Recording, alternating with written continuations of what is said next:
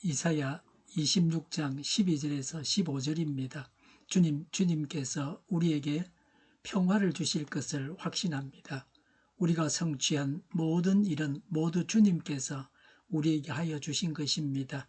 주 우리의 하나님, 이제까지는 주님 말고 다른 권세자들이 우리를 다스렸습니다. 그러나 앞으로는 우리가 오직 주님의 이름만을 기억하겠습니다. 주님께서 그들을 벌하시어 멸망시키시고 그들을 모두 기억에서 사라지게 하셨으니 죽은 그들은 다시 살아나지 못하고 사망한 그들은 다시 일어나지 못할 것입니다.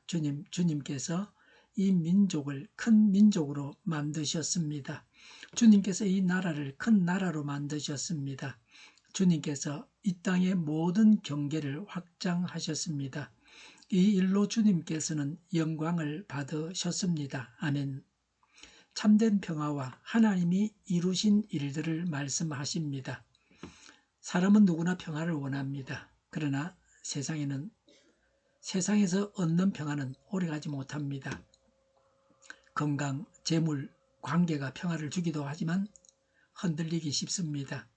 오늘 본문에서 선지자 이사야는 진짜 평화가 어디서 오는지를 분명하게 말합니다. 인간의 노력이나 공로가 아니라 주어지는 평화입니다. 이 말씀을 통해 우리가 붙들어야 할 참된 평화의 근원이 무엇인지 함께 살펴보겠습니다. 12절에 주님께서 우리에게 평화를 주실 것을 확신합니다. 우리가 성취한 모든 일은 모두 주님께서 우리에게 하여 주신 것입니다. 라고 했습니다. 여기서 중요한 고백이 있습니다. 평화는 우리가 만든 것이 아니라 하나님이 이루시는 것입니다.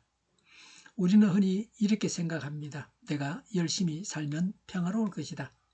문제가 해결되면 마음이 편해질 것이다. 그러나 성경은 반대로 말합니다. 하나님이 평화를 이루어 주신다고 합니다. 또한 우리의 모든 일을 우리를 위해서 이루셨나이다 라는 고백이 이어집니다. 이것은 신앙의 핵심입니다. 내가 이룬 것이 아닙니다. 하나님이 이루셨다는 믿음, 이 고백이 있을 때 참된 평화가 옵니다. 혹시 아직도 내 힘으로 인생을 붙들고 계십니까? 평화는 내 통제에서 오는 것이 아니라 하나님께 맡길 때 옵니다. 하나님의 백성을 압제하던 원수에 대한 하나님의 심판이 그의 백성에게 평화를 주시기 위한 하나님의 섭리의 결과라는 말입니다. 이스라엘을 압제한 바빌론에 대한 심판이 그러했습니다. 현재와 마지막 때에 악한 세력에 대한 심판이 또한 그러합니다. 하나님은 자기 백성을 위해서 열정을 가지고 일하십니다. 우리의 영적인 눈이 어두워서 하나님께서 하시는 일을 다 깨닫지 못한 것뿐이지 하나님은 계속 나를 위해 일하심을 믿어야 합니다. 하나님께서 우리를 위해서 일하심으로 우리의 미래는 밝습니다.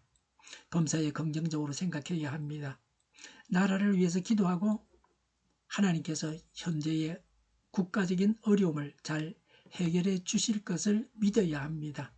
13절에 주 우리의 하나님, 이제까지는 주님 말고 다른 권세자들이 우리를 다스렸습니다. 그러나 앞으로는 우리가 오직 주님의 이름만을 기억하겠습니다. 라고 했습니다. 이스라엘이 이방 나라에 멸망하여 그 지배하에 있었습니다. 이방신을 섬기도록 강요받았습니다. 죄와 악인들은 하나님을 대적할 뿐만 아니라 성도들로 하여금 하나님께 대항하도록 강요합니다. 그들의 뜻에 따르지 아니할 때 큰 박해를 가합니다. 그러나 그럴수록 성도는 오직 하나님만을 경배해야 합니다. 어떤 어려움이 있어도 믿음을 지켜야 합니다. 하나님은 어려운 환경에서도 하나님만을 섬길 수 있도록 하십니다. 우리는 하나님만 섬기겠다고 고백해야 합니다. 좋은 환경에서 방심하다가 범죄하는 것이 문제입니다. 범죄하면 죄의 세력에 매이게 됩니다. 죄의 노예가 됩니다. 사단의 사슬에 매여서 죄를 짓게 됩니다. 죄의 세력에 매이지 않기 위해서라도 범죄하지 않도록 조심해야 합니다. 14절에 주님께서 그들을 벌하시어 멸망시키시고 그들을 모두 기억에서 사라지게 하셨으니 죽은 그들은 다시 살아나지 못하고 사망한 그들은 다시 일어나지 못할 것입니다. 라고 했습니다. 이스라엘은 하나님 외에 다른 주인을 섬긴 적이 있습니다. 우상, 권력, 강대국 이런 것들이 그들의 주였습니다. 오늘날 우리에게도 이런 다른 주인이 있습니다. 돈, 성공, 사람의 인정, 건강 이것들이 우리를 지배하려 할 때가 있습니다. 그러나 본문은 분명히 말합니다. 그들은 죽었고 다시 살지 못한다. 기억되지 못한다. 즉 하나님이 아닌 것은 결국 사라지고 무너진다는 것입니다. 우리가 의지했던 것이 영원하지 않고 우리를 구원하지 못합니다. 결국 기억에서도 사라집니다. 그러므로 신앙은 누가 내 인생의 진짜 주인인가를 선택하는 것입니다. 하나님이 아니라면 주라 일컬음을 받으며 하나님이 아니면서 주라 일컬음을 받으며 하나님의 백성을 괴롭힌 이방 군주와 우상들을 하나님께서 멸하신다는 말입니다. 선민 이스라엘을 괴롭힌 이집트, 아시리아, 바벨론 등의 왕을 멸하시고 그들의 우상을 파괴하셨음을 의미합니다. 마지막 때의 사단과 사단의 추종 세력도 같은 운명에 처할 것입니다. 그러므로 성도들은 오늘날 세상을 사로잡고 사람들을 미혹하는 유형무형의 우상 세력들의 번성을 보고 낙심하거나 두려워할 필요가 없습니다. 언젠가는 악한 세력들을 하나님께서 심판하시는 것을 믿어야 합니다. 성도는 불의에 대항해야 합니다. 하나님께서 악의 세력을 심판하시도록 기도해야 합니다. 우리나라에 영향을 줄 나라들을 두고 집중적으로 기도해야 합니다. 선한 이웃이 되게 해주십사고 구해야 합니다. 15절에 주님께서 이 민족을 큰 민족으로 만드셨습니다. 주님께서 이 나라를 큰 나라로 만드셨습니다. 주님께서 이 땅의 모든 경계를 확장하셨습니다. 이 일로 주님께서 영광을 받으셨습니다. 라고 했습니다. 13절부터 15절은 이스라엘의 역사를 염두에 둔 듯한 인상을 줍니다. 13절은 과거 이스라엘 백성들이 이집트에서 노예 생활을 한 것을, 14절은 하나님께서 홍해에서 이집트 군대를 멸절하신 것을, 15절은 다윗과 솔로몬 시대의 영토 확장과 번성을 반영한 표현입니다. 여기서 놀라운 반전이 일어납니다.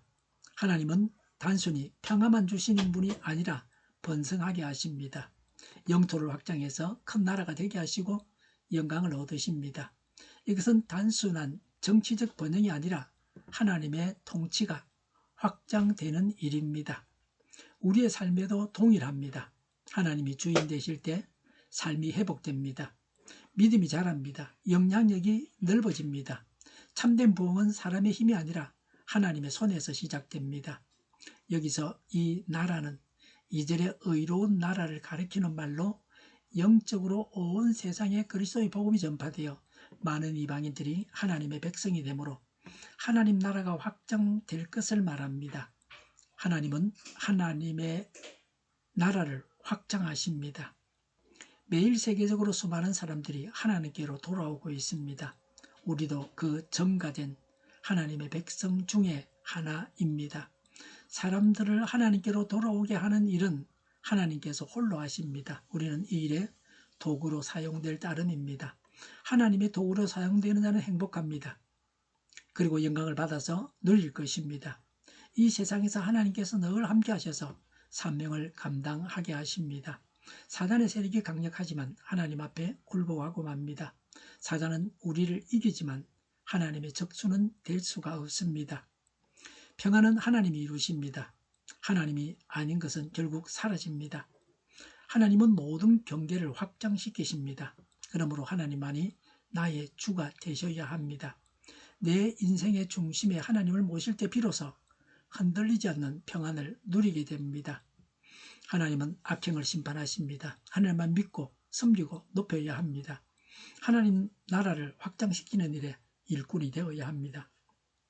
기도하겠습니다. 그동안 참된 평화를 세상에서 찾으려 했던 것을 회개합니다. 우리의 힘과 노력으로 인생을 이루려 했던 교만을 내려놓습니다. 우리의 모든 일을 이루시는 분이 하나님이심을 믿습니다. 우리 마음에 참된 평화를 허락하여 주옵소서. 하나님 아닌 다른 것들을 의지했던 삶을 버리게 하시고 오직 하나님만을 우리의 주인으로 모시게 하옵소서. 우리의 삶과 가정과 교회 위에 하나님의 나라가 더욱 확장되게 하시고 하나님의 영광이 나타나게 하옵소서. 하나님을 찬양합니다. 악을 심판하심을 믿습니다. 하나님의 일꾼이 되게 하옵소서. 온 세상의 교회 탄압법이 없어지게 하옵소서. 저희를 불쌍히 여겨 주옵소서.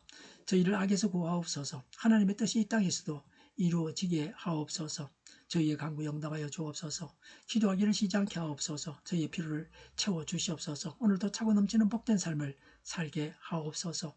감사와 찬양을 하나님께 돌려드리며 예수님의 이름으로 기도드립니다. 아멘.